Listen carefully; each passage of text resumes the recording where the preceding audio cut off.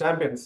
One of the common mistakes నేను observe చేసింది ఏంటంటే స్టూడెంట్స్ నీట్ ప్రిపరేషన్ జర్నీలోని పీవైక్యూస్ ఎలా ట్రీట్ చేస్తున్నారు.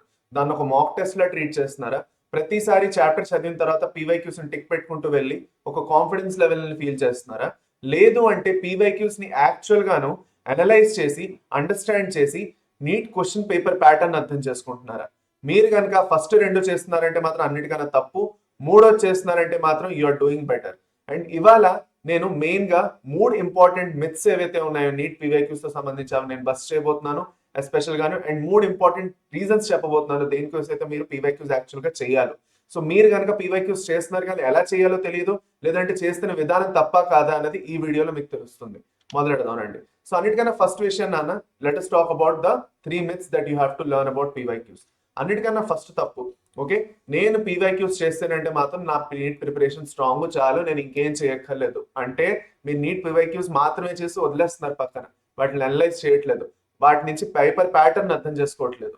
అందుకు ఫస్ట్ తప్పది. రెండోది, బేసికల్లీ ఒక మాక్ టెస్ట్ లో మీరు ట్రీట్ చేస్తున్నారు, చాప్టర్ చదువుతున్నారు, ఎన్సీఆర్టీ చదువుతున్నారు, పీవైక్యూస్ చేసేస్తున్నారు, ఒక మాక్ టెస్ట్ చేసే ఫీలింగ్ మీకు ఏదో వచ్చేస్తున్నదో నేను ఒక టెస్ట్ లా చేశాను, మీరు దాని ఆన్సర్ చూడకుండా టెస్ట్ లా చాలా టైం తీసుకొని చేశారు. బేస్ నాన్న అవన్నీ చేయకండి, ఇది రాంగే. Okay, this is wrong, this is also wrong. మూడోది, if a topic came in PYQs it will come again in the same way. అలాగే అనిపిస్తుంది మనకు కూడా. ఇప్పుడు నాకు పీవైక్యూ యాక్చువల్గా నేను చేశానంటే మాత్రం ఇలాంటిదే సేమ్ పీవైక్యూ లేదంటే ఇదే టాపిక్ నుంచి క్వశ్చన్ గ్యారంటీగా పడిపోతుంది. అందుకే నేను పీవైక్యూస్ చేసుకుంటే చాలు, ఇంకేం చేసినా పర్వాలేదు. రాంగ్, ఇది రాంగే. ఈ నోషన్ కూడా ఉండకూడదు. మరి అలాంటప్పుడు దేని కోసం పీవైక్యూస్ చేయాలి? మీరు పీవైక్యూస్ చేయాలి to understand what to study, ఏం చదవాలి అన్నది అర్థం చేసుకోవడానికి. ఏ టాపిక్స్ నుంచి మీకు క్వశ్చన్స్ వస్తున్నాయో అది అర్థం చేసుకోవడానికి మీ పీవైక్యూస్ చేయాలి. అంటే ఏంటి, ఎప్పుడైతే మీరు పక్కనే ఎప్పుడైతే మీరు ఎన్సీఆర్టీ చదువుతారో, లేదు అంటే నోట్స్ చదువుతున్నారో, నోట్స్ పక్కనే మీరు పీవైక్యూస్ పెట్టుకొని చదవాలి. పీవైక్యూస్ ఒక రిఫరెన్స్ లా వాడుకోవాలి, ఒక మంచి నీట్ ప్రిపరేషన్ కోసం ఒక మంచి ఆయుధంలా వాడుకోవాలి. Not like a mock test చేసిన తర్వాత ఒక వేరేగా టిక్కులు పెట్టేసుకొని పక్కన పెట్టడం కాదు. ఇది మీరు చేస్తున్న మొదటి తప్పు. రెండోది, పీవైక్యూస్ మీరు దేనికోసం వాడాలంటే క్వశ్చన్ పేపర్ ప్యాటర్న్ అర్థం చేసుకోవడానికి వాడాలి. ఎలాంటి క్వశ్చన్లు అడుగుతాడో మీకు అర్థం అవుతుంది. ఫస్ట్ ఆఫ్ ఆల్ ఒక్కొక్క టాపిక్ నుంచి క్వశ్చన్లు ఎలా అర్థం అవుతుంది. ఓకే, కొన్ని టాపిక్స్ నుంచి అసర్షన్ రీజన్ క్వశ్చన్స్ అడుగుతాడు, కొన్ని టాపిక్స్ నుంచి maths the following, let us say microbes in human welfare, human health and disease నుంచి మ్యాథ్స్ ద ఫాలోయింగ్ క్వశ్చన్స్ ఎక్కువ వస్తాయి. ఎక్కడి నుంచి, కామన్ డిసీజెస్ ఇన్ హ్యూమన్స్ నుంచి మ్యాథ్స్ ద ఫాలోయింగ్ క్వశ్చన్స్ ఎక్కువ వస్తాయి. అలాగే మనకి ఇండస్ట్రియల్ ప్రోడక్ట్స్ ఏవైతే ఉన్నాయో మైక్రోబ్స్ ఇన్ హ్యూమన్ వెల్ఫేర్ నుంచి, అక్కడి నుంచి మ్యాథ్స్ ద ఫాలోయింగ్ క్వశ్చన్స్ ఎక్కువ వస్తాయి కదా. ఇది మీకు ఎలా తెలుస్తుంది? ఎప్పుడైతే మీరు ఎక్కువ నెంబర్ ఆఫ్ పీవైక్యూస్ కూర్చొని చేస్తారో, సాల్వ్ చేయడం కాదు, చేయడం అంతే. నార్మల్ గా యు ఆర్ డూయింగ్ ఇట్, మీరు ఆన్సర్స్ పక్కన పెట్టుకున్నా పర్వాలేదు PYQs, it is doesn't matter. మీరు అదేం టెస్ట్ లా చేయకూడదు. You should try to understand ఎక్కడెక్కడి నుంచి ఎలాంటి క్వశ్చన్స్ వస్తున్నాయి, ఇంకా ఈ పర్టికులర్ టాపిక్ నుంచి నేను ఎలాంటి క్వశ్చన్ మీద ఎక్కువ ఫోకస్ చేయాలి.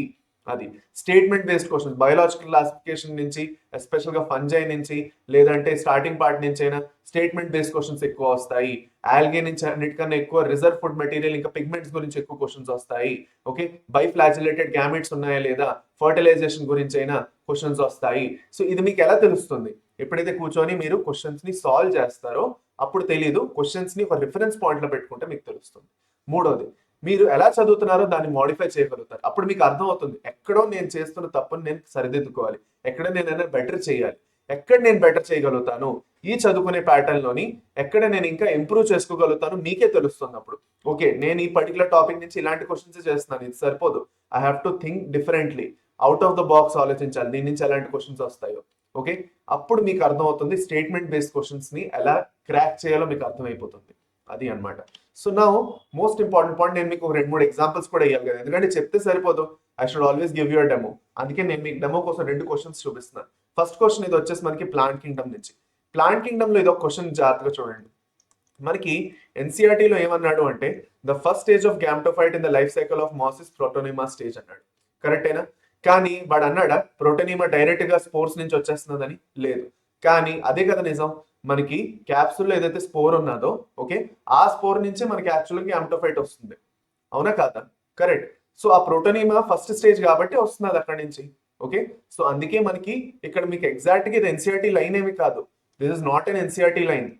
కానీ ఇది మీరు అర్థం చేసుకోవాలి, దట్ ఇది ఎన్సీఆర్టీ లైన్ లో ఇవ్వకపోయినా you have to correct the dots and you have to give the answer.